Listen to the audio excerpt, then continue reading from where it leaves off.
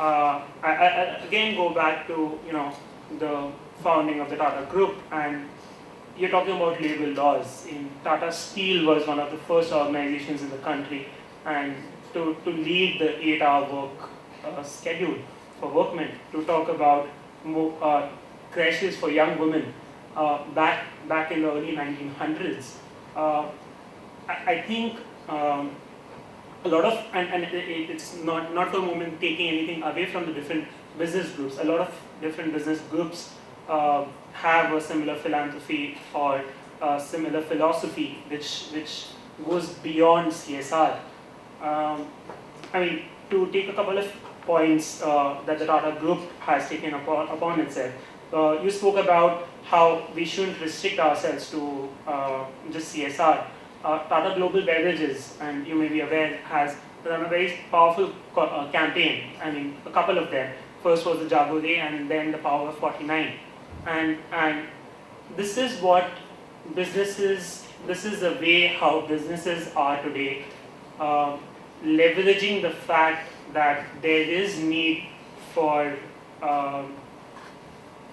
if I may use the term, aware or socially conscious brands that lead to more profitability. And the Power 49 campaign is a great example of that. Another example is something called Okhai, another Tata Group initiative. This is a social venture where we work with the women of Okha Mandal district in Gujarat, and this is like right there in the corner. And how do you enable rural Indian women who have a traditional mindset? How do you enable them to connect with the market to meet the requirements of customers based in Bombay? And all of this is done by a chemicals company, and that has nothing to do with fabrics per se. How does a Tata Group do that? Clearly, I was just yesterday. I was with one of the CXOs of another group company, and he said, today people are joining organizations with a purpose. If their work does not give them a fulfillment of doing much beyond just sitting across a computer and filling in numbers or crunching data, they will leave you. They will leave you. This is the reality we are living in today. The Tata Group also has formulated what is called the Tata Sustainability Group. This is the nodal office which sort of coordinates across I think we are at about 700,000 employees across the different companies. I'm told 60% of our revenues come from outside of India. And I'm going to talk about one initiative in particular which has garnered a lot of fancy. Globally, volunteering is looked upon as a very intrinsic thing of what you do at work. In India, however, that hasn't really caught up. The Tata Group undertakes, through the Tata Sustainability Group, undertakes the Tata Volunteering Week, and basically for 2 months across the year, and this is done a half-yearly exercise. All the 700,000 employees of the Tata Group are encouraged in their personal capacities to contribute to social causes. And it's left to the companies to do it. It's not a diktat. They provide a framework, and in reality, that's what even the government does, right? They are providing you a framework to do social good. Another one of the things is that companies today, and this started in 2016 if I'm not wrong, and today Tata companies are giving their employees a day off to do these volunteering activities. I mean, that's just to share a couple of very strong examples of what the group is doing. Please. Thanks a lot. And there is a provision in the government regulation to go beyond the call of the law, which is categorically specified in DPE policy, that not just the CSR consolidation, but every company has to file a sustainable development report. I have two classic examples before me. One is in our country we are generating lot of electronic waste. See, the government has set rules for managing electronic waste in 2016, but today parliamentary subcommittees are being formed to evaluate the kind of a real problem before us, where the business houses have not been behaved responsibly, which has been established on record.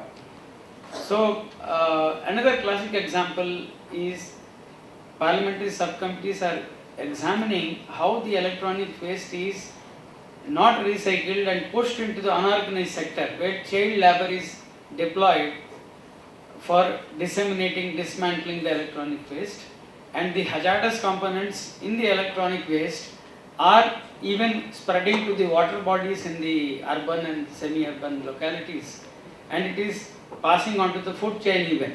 So it is a serious concern where the responsible business houses has to ensure the electronic waste, hazardous waste, solid and liquid waste have to be dispensed in the manner in which the Central Pollution Control Board or State Pollution Control Board norms are complied with. Beyond another example is that the government has appointed district Prabhari officers of joint secretary level in each 117 aspirational backward districts, who are like monitors, and then district administration, district collector, magistrate, CDMO, CHMO, district education officer have been involved to add up to the perspective of a public authority, an establishment. Earlier, thought process was only just 2% you have to invest and then leave it, you file your compliance documents in annual disclosures. Now companies are conscious. We are one of, I'm not saying that many public sectors are going beyond the call of duty. And the example is, millions of toilets have been constructed in our country. But who will maintain them? Who will maintain them? Most of the 50%, 60% of the toilets in Delhi, where I am living, which has come in media, are not in operable condition. 50% of public toilets, which are on record, but there is a negligence on that part, that who will be the stakeholders take up the maintenance. So, conceptual level itself, if the public authorities take the viewpoint that not only creating a CSR investment proposition, but also to maintain it sustainably, say for coming 10 or 20 years. So toilets is a best example.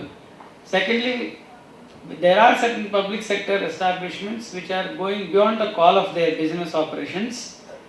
For example, we went to Kalahandi and Kandhamal, which is Naxalite prone area, where we have focused, the women don't even have facilities to deliver a child. So such remote villages have been selected, and then facilities of labor rooms have been created with modular operation theatres, where the facility is sustainable for say next 10-20 years. So future generations' concerns are being taken care. In my view, yes, the government regulations facilitate, but too much of government regulations restrict public authorities. You have Indian Audit and Accounts Department, you have internal audit, you have vigilance, you have to file compliances with DPE, Niti Aayog, and whatnot. You have 10 to 15 regulatory agencies requisitioning, squeezing your time, depriving you from creative dispensation. So in my view, there is definitely scope, and organizations have to be responsible for creating CSR assets which are maintainable in future as well. One last example I want to give. Many public sectors delivered mobile vans, medical vans, life supporting mobile medical vans. We too, as an eager public sector, invested some money and delivered a van. But we haven't thought what happens after delivering a van. Who will maintain? Who will pay the driver's cost? Who will pay the petrol? Whether that van will be plying for next 10 years expected or not. Similarly, we have constructed a district hospital, but in a remotest possible area, say called Baran in Rajasthan, where tribal infested manpower, the human beings are there, deeply infested, malnutrition. We have created a facility, but we have not thought of a process where whether doctors are willing to come there and offer their services. So CSR propositions under Schedule 7 facilitate even employing doctors for a sustainable period, say 2 years, 3 years. So in my view, sir, there is definitely scope for this thing. Yeah. Just a quick comment that no, I hear what you are talking about in terms of going beyond the call of 2%. But to both Viraj and Mr. Rao, I think what I was also alluding to, and you don't have to comment out me, something that you can pick up during the Q&A, is that what is a chemical company doing? It has nothing to do with that. Or what is an extractive company? Why is an extractive company in Kalahandi working on maternal health? Rather, the question is, why can't an extractive company operating in Kalahandi work on community consultation for land acquisition? Those are the kind of responsible business conduct that the discourse is moving towards, where you are looking within your own sites of operation, within your own business operations, rather than something which is very